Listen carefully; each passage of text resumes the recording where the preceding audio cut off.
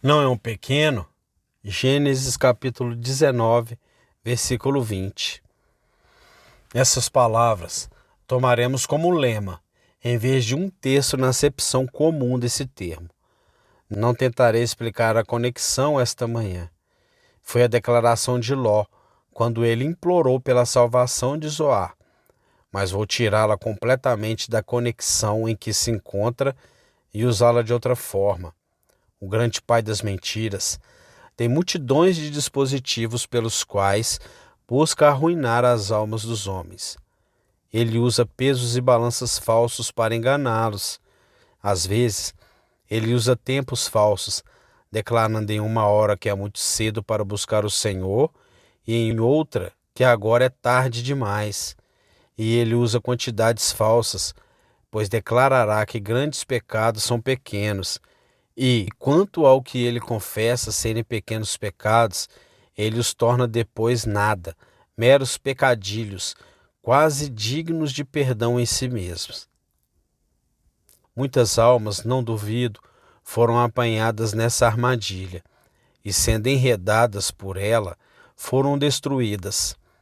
Eles se aventuraram no pecado onde pensavam que a corrente era rasa, e fatalmente enganados por sua profundidade, foram levados pela força da correnteza para aquela catarata que é a ruína de tão vastas multidões de almas humanas. Será meu negócio essa manhã responder a esta tentação e tentar colocar uma espada em suas mãos para resistir ao inimigo quando ele vier sobre você com este grito: não é um pouco? E tentá-lo a pecar, porque ele o leva a imaginar que há muito pouco mal nisso. Não é um pouco? Com relação a essa tentação de Satanás a respeito da pequenez do pecado, eu daria esta primeira resposta. Os melhores homens sempre tiveram medo de pequenos pecados. Os santos mártires de Deus estavam prontos para suportar os mais terríveis tormentos, em vez de se afastarem 1 centímetro sequer do caminho da verdade e da retidão. Testemunha Daniel, quando o decreto do rei foi emitido de que nenhum homem deveria adorar a Deus por tal e tal tempo, no entanto, ele orou 3 vezes ao dia como antes, com sua janela aberta em direção a Jerusalém, não temendo o mandamento do rei, porque ele não poderia ter se retirado para uma câmara interna, porque ele não poderia ter cessado a oração vocal e mantido suas petições e seus pensamentos e em seu coração. Ele não teria sido tão bem aceito quanto quando se ajoelhou como de costume, com a janela aberta, para que todo mundo pudesse vê-lo? Ah, mas Daniel julgou que, por menor que a ofensa pudesse parecer, ele preferiria sofrer a morte nas mandíbulas do leão do que por aquela pequena ofensa provocar a ira de seu Deus ou levar os homens a blasfemar o seu santo nome, porque seu servo teve medo de obedecer. Marque também as 3 crianças santas. Eles são solicitados pelo rei Nabucodonosor a simplesmente dobrar os joelhos e adorar a imagem de ouro que ele havia erguido. Quão leve a homenagem, uma dobra de joelho e tudo está feito. Uma prostração e eles podem seguir seu caminho com segurança. Não é assim. Eles não adorarão a imagem de ouro que o rei erigiu. Eles podem queimar por Deus, mas não podem se afastar de Deus. Eles podem sofrer, mas não pecarão.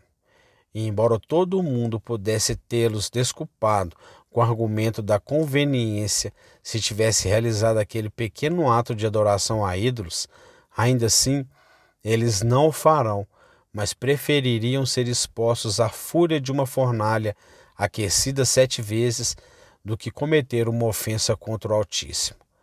Assim também, entre os primeiros cristãos, você pode ter lido sobre aquele nobre guerreiro de Cristo, Marte Aretusa, o bispo. Ele havia liderado o povo para derrubar o templo de ídolos na cidade sobre a qual ele presidia. E quando o imperador apóstata Juliano chegou ao poder, ele ordenou ao povo que reconstruísse o templo. Eles eram obrigados a obedecer sob pena de morte, mas Aretusa o tempo todo levantou sua voz contra o mal que eles estavam fazendo, até que a ira do rei caiu sobre eles de repente.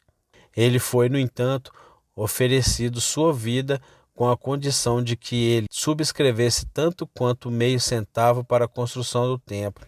Não menos do que isso, se ele jogasse um grão de incenso no incensário do falso Deus, ele poderia escapar, mas ele não faria isso.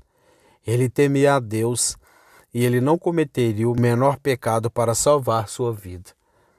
Eles, portanto, expuseram seu corpo e o entregaram às crianças para que o picassem com facas. Então, eles o untaram com mel, e ele foi exposto às vespas e picado até a morte. Mas, o tempo todo, o grão de incenso ele não daria. Ele poderia dar seu corpo às vespas e morrer nas dores mais terríveis, mas ele não podia, ele não queria, ele não ousava pecar contra Deus, um nobre exemplo. Agora, irmãos, se os homens forem capazes de perceber tanto pecado em pequenas transgressões, que eles suportariam torturas inconcebíveis em vez de cometê-las. Não deve haver algo terrível, afinal, na coisa da qual Satanás diz: não é uma pequena? Os homens, com seus olhos bem abertos pela graça divina, viram um inferno inteiro adormecido no mais ínfimo pecado.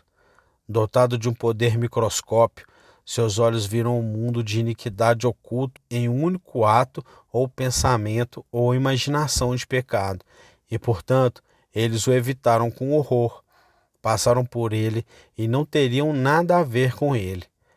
Mas se o caminho reto para o céu é através de chamas, através de inundações, através da própria morte, eles teriam mais facilidade para passar por todos esses tormentos do que desviar 1 centímetro para trilhar um caminho fácil e errôneo. Eu digo que isso deve nos ajudar quando Satanás nos tenta a cometer pequenos pecados. Isso deve nos ajudar a responder: não, Satanás. Se o povo de Deus acha isso grande, ele sabe melhor do que você. Você é um enganador, eles são verdadeiros. Devo evitar todo pecado, mesmo que você diga que é pequeno. Pode ser respondido ainda mais em resposta a essa tentação de Satanás com relação aos pequenos pecados assim: pequenos pecados levam a grandes pecados, Satanás. Você me manda cometer uma pequena iniquidade. Eu sei quem você é, ímpio. Você deseja que eu coloque a ponta fina da cunha. Você sabe que quando isso é inserido, você pode enfiá-lo em casa e dividir minha alma em dois. Não, recue. Por menor que seja a tentação, eu temo você, pois sua pequena tentação leva a algo maior, e seu pequeno pecado abre caminho para algo pior. Todos nós vemos na natureza quão facilmente podemos provar isso, que pequenas coisas levam às coisas maiores. Se for desejado transpor um abismo, é comum atirar uma flecha e cruzá-lo com uma linha quase tão fina quanto um filme. Essa linha passa por cima de uma corda e é puxada atrás dela, e depois disso uma pequena corda, e depois disso um cabo, e depois disso a ponte suspensa oscilante, que abre caminho para milhares. Assim acontece muitas vezes com Satanás. É apenas um pensamento que ele atiraria na mente. Esse pensamento carregará um desejo. Esse desejo um olhar. Esse olhar um toque. Esse toque uma ação. Essa ação um hábito. E esse hábito algo pior. Até que o homem de pequenos começos seja inundado e afogado na iniquidade. Pequenas coisas, dizemos, levam a algo pior. E assim sempre foi. Uma faísca é lançada por algum viajante incauto em meio à grama seca da pradaria. É apenas uma faísca. Não é uma pequena? O pé de uma criança pode pisoteá-la. Uma gota da nuvem de chuva pode apagá-la. Mas o que incendeia a pradaria? O que ordena que as ondas ondulantes de chamas conduzam diante delas todos os animais do campo? O que é que consome a floresta, prendendo-a em seus braços de fogo? O que é que queima a habitação do homem ou rouba a colheita do ceifeiro? É esta centelha solitária, a única centelha, a criadora das chamas. Assim é com os pequenos pecados. Mantenha-os afastados, ó Satanás. Eles são faíscas, mas o próprio fogo do inferno é apenas um crescimento deles. A centelha é a mãe da conflagração, e embora seja pequena, não posso ter nada a ver com ela.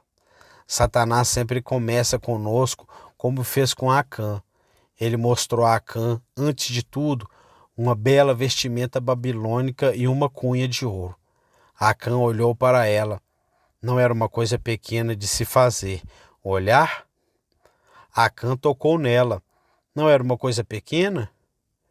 Que pecado leve tocar na coisa proibida. Ele o pega e o leva para sua tenda. E, aqui é pior, ele o esconde. E finalmente ele deve morrer pelo crime terrível. Oh, tome cuidado com esses pequenos começos de pecado. Os começos do pecado são como a saída da água. Primeiro, há um lodo, então um gotejamento, então um riacho fino, então uma veia de água, e então, finalmente, uma inundação, e uma muralha é varrida diante dela, um continente é afogado. Tome cuidado com os pequenos começos, pois eles levam a coisas piores. Nunca houve um homem que chegou à forca sem confessar que começou com pequenos furtos, o roubo de um livro na escola, o furto. Depois, da caixa da registradora de seu mestre, a união com a gangue de ladrões, levando a crimes piores. E, finalmente, a ação foi feita. O assassinato foi cometido, o que o levou a uma morte ignominiosa. Pequenos pecados geralmente agem como ladrões. Ladrões às vezes levam consigo uma criança pequena. Eles colocam a criança pequena em uma janela que é pequena demais para eles entrarem. E então ela vai e abre a porta para deixar os ladrões entrarem. É assim que os pequenos pecados agem. Eles são apenas pequenos, mas eles entram sorrateiramente e abrem a porta para os grandes. Um traidor dentro do acampamento pode ser apenas um anão e pode ir e abrir os portões da cidade e deixar entrar um exército inteiro. Tema o pecado. Embora ele nunca seja tão pequeno, temam. Você não pode ver tudo o que há nele. É a mãe de 10.000 maldades. A mãe da maldade diz: é tão pequeno quanto um ovo de mosquito, e certamente o menor pecado tem 10.000 maldades dormindo em suas entranhas. Santo Agostinho dá uma imagem de quão longe os homens irão quando começarem a pecar. Houve um homem que, em uma discussão, declarou que o diabo fez moscas. Bem, disse o homem com quem ele estava discutindo: se o diabo fez moscas, então é pouco mais do que dizer que o diabo fez vermes. Bem, disse o outro: eu acredito. Bem, disse o homem: se o diabo fez vermes, como você sabe que ele fez pássaros pequenos? Bem, disse o outro: é provável que ele tenha feito. Bem, retomou o homem com quem ele estava discutindo: mas se ele fez pássaros pequenos, por que ele não pode ter feito grandes? E se ele fez pássaros grandes, por que ele não pode ter feito um homem? E se ele fez o homem, por que ele não pode ter feito o mundo? Veja, diz Santo Agostinho, por uma admissão, ao permitir que o diabo fosse considerado o criador de uma mosca, o homem passou a acreditar que o diabo era o criador. Basta colocar um pequeno erro em suas mentes, colocar um pequeno mal em seus pensamentos, cometer um pequeno ato de pecado em sua vida, permitir que essas coisas sejam embaladas, acariciadas, favorecidas, acariciadas e tratadas com respeito, e você não pode dizer até onde elas podem crescer. Elas são pequenas em sua infância, Elas serão gigantes quando chegarem ao seu crescimento completo. Você mal sabe o quão perto a sua alma pode estar da destruição quando você se entrega desenfreadamente ao menor ato de pecado. Outro argumento pode ser usado para responder a essa tentação do diabo. Ele diz: não é um pequeno? Sim, respondemos. Mas pequenos pecados se multiplicam muito rápido. Como todas as outras pequenas coisas, há um maravilhoso poder de multiplicação em pequenos pecados. Quanto ao assassinato, é um pecado magistral, mas não ouvimos falar dele com frequência em comparação com a multidão de pecados menores. Quanto menor a culpa, mais frequente ela se torna. O elefante tem apenas uma pequena progenie e se multiplica lentamente, mas o pulgão tem milhares surgindo dele em uma hora. É assim com pequenos pecados. Eles se multiplicam rapidamente. Além de todo pensamento, um se torna a mãe de multidões. E observe isso. Pequenos pecados são tão poderosos para o mal em sua multidão como se fossem pecados maiores. Você já leu a história dos gafanhotos quando eles varreram uma terra? Eu estava lendo ontem sobre um missionário que reuniu todas as pessoas quando ouviu que os gafanhotos estavam subindo o vale e acendendo grandes fogueiras. Eles esperavam afastar o fluxo vivo. Os gafanhotos eram pequenos, mas parecia que todo o fogo ardente estava apagado. Eles marcharam sobre os corpos mortos e em chamas de seus companheiros, e eles seguiram um fluxo vivo. Diante deles tudo era verde, como o jardim do Éden. Atrás deles tudo era seco e deserto. As videiras estavam descascadas, as árvores tinham perdido todas as folhas e estendiam seus braços nus para os céus, como se o inverno tivesse arrancado suas folhas. Não havia então nenhuma única folha de grama ou raminho na árvore que até mesmo uma cabra pudesse ter comido. Os gafanhotos fizeram tudo isso e deixaram uma devastação completa em seu rastro. Por que isso? O gafanhoto é apenas uma coisa pequena, sim, mas em seu número quão poderosos eles se tornam. Tema então um pequeno pecado, pois ele certamente se multiplicará. Não é um, são muitos desses pequenos pecados. A praga dos piolhos ou a praga das moscas no Egito foi talvez a mais terrível que os egípcios já sentiram. Cuide desses pequenos pecados de inseto que podem ser sua destruição. Certamente, se você for levado a senti-los e a gemer sob eles e a orar a Deus por libertação deles, pode-se dizer que em sua preservação está o dedo de Deus. Mas deixe esses pecados sozinhos. Deixe-os aumentar e se multiplicar, e sua miséria estará próxima. Não ouça então a voz maligna de Satanás quando ele clama: não é o pequeno? Anos atrás, não havia um único cardo em toda a Austrália. Um escocês que admirava muito os cardos, bem mais do que eu, achou uma pena que uma grande ilha como a Austrália não tivesse aquele símbolo maravilhoso e glorioso de sua grande nação. Ele, portanto, coletou um pacote de sementes de cardo e o enviou a um de seus amigos na Austrália. Bem, quando desembarcou, os oficiais poderiam ter dito: "Oh, deixe entrar, não é um pequeno? Aqui está apenas um punhado de cardo.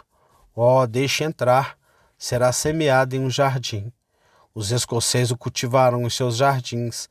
Eles acham que é uma bela flor, sem dúvida. Deixe-os ficar com ela, é apenas para sua diversão." Ah, sim, era apenas um pequeno, mas agora distritos inteiros do país estão cobertos com ele. E ele se tornou a praga e a praga do fazendeiro.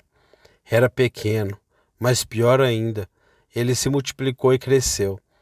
Se tivesse sido um grande mal, todos os homens teriam se posto a trabalhar para esmagá-lo. Este pequeno mal não deve ser erradicado, e daquele país pode ser dito até o dia do juízo final: espinhos e cardo ele produzirá. Feliz teria sido se o navio que trouxe aquela semente tivesse naufragado. Não é uma bênção para aqueles de nossos compatriotas lá do outro lado da terra, mas uma vasta maldição. Tome cuidado com a semente de cardo. Pequenos pecados são como ela. Tome cuidado para que eles não sejam admitidos em seu coração. Esforça-se para evitá-lo assim que Satanás os apresentar. Vá, busque pela graça de Deus e seu Espírito Santo mantê-los longe, pois, senão, esses pequenos pecados se multiplicarão tão rápido que serão sua ruína e destruição. Mais uma vez, pequenos pecados, afinal, se você os olha de outro ponto de vista, são grandes. Um pequeno pecado envolve um grande princípio. Suponha que amanhã os austríacos enviam um corpo de homens para a Sardenha. Se eles enviarem apenas uma dúzia, seria igual a uma declaração de guerra. Pode-se dizer, não é um pequeno? Um bando muito pequeno de soldados que enviamos? Sim, seria respondido, mas é o princípio da coisa. Você não poderia ser autorizado a enviar seus soldados impunemente através da fronteira.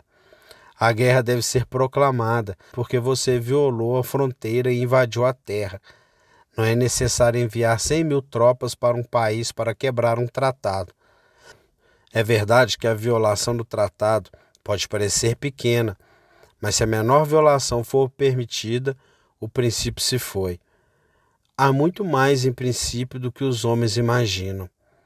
Em um pecado contra Deus, não é tanto a coisa em si, mas um princípio da coisa para a qual Deus olha. E o princípio da obediência é tão quebrado, tão desonrado por um pequeno pecado, quanto por um grande pecado. Ó homem, o Criador te fez obedecê-lo. Tu quebras a lei dele. Tu dizes que é apenas uma pequena violação. Ainda assim é uma violação. A lei está quebrada. Tu és desobediente. Sua ira permanece em ti. O princípio da obediência é comprometido em tua menor transgressão e, portanto, é grande. Além disso, não sei se as coisas que os homens cristãos chamam de pequenos pecados não são, afinal, maiores do que o que eles chamam de grandes pecados em alguns aspectos. Se você tem um amigo e ele lhe fez um desprazer por causa de 10.000 libras, você diz, bem, ele teve uma tentação muito grande. É verdade que ele cometeu uma grande falta, mas ainda assim ele me prejudicou com algum propósito. Mas suponha que seu amigo devesse aborrecer e entristecer sua mente por causa de 1 centavo. O que você pensaria disso? Isso é desenfreado, você diria. Este homem fez isso por pura malevolência para comigo. Agora, se Adão tivesse sido negado por seu Criador todo o paraíso e tivesse sido colocado em um deserto pedregoso, eu não acho que, se ele tivesse tomado todo o paraíso para si, haveria mais pecado naquele ato do que quando colocado no meio do jardim. Ele simplesmente roubou uma fruta da árvore proibida. A transgressão envolveu um grande princípio, porque ele fez isso desenfreadamente. Ele tinha tão pouco a ganhar, ele tinha tanto a perder quando desonrou a Deus. Foi dito que pecar sem tentação é pecar como o diabo, pois o diabo não foi tentado quando pecou. E pecar com pouca tentação é pecar como o diabo, quando há grande tentação oferecida. Não digo que haja desculpa, mas quando não há, onde a ação é pequena, trazendo pouco prazer e envolvendo apenas uma pequena consequência, há uma libertinagem sobre o pecado que o torna maior em obliquidade moral do que muitas outras iniquidades que os homens cometem. Sim, você clama contra um grande criminoso quando ele é descoberto. Veja o quanto ele roubou os homens. Veja como ele prejudicou a viúva e roubou o órfão. Eu sei disso. Deus me livre de dar qualquer desculpa para ele. Mas aquele homem tinha um nome a manter. Ele tinha milhares de tentações diante dele para ficar imensamente rico. Ele achava que nunca seria descoberto. Ele tinha uma família para sustentar. Ele se envolveu em hábitos caros e há muitas coisas a serem ditas sobre sua atenuação. Mas você Se você se entrega a algum pecado leve que não lhe traz prazer, que não envolve interesses importantes pelo qual você não tenha nada a ganhar, eu digo que você peca desenfreadamente. Você cometeu um ato que tem em si o próprio vírus e a amargura da obstinada e deliberada desobediência, porque não há nem mesmo a atenuação, ou desculpa, ou pedido de desculpa, de que você deveria ganhar algo com isso. Pequenos pecados são, afinal, pecados tremendos, vistos à luz da lei de Deus, considerados como envolvendo uma violação daquele padrão inviolável de direito, e considerados como tendo sido cometidos desenfreadamente. Eu digo que eles são grandes, e eu não sei se aqueles pecados que os homens concebem como grosseiros e grandes são maiores e mais grosseiros na realidade do que estes. Então, eu lhe dei vários argumentos para responder a essa tentação. Não é um pouco pequeno?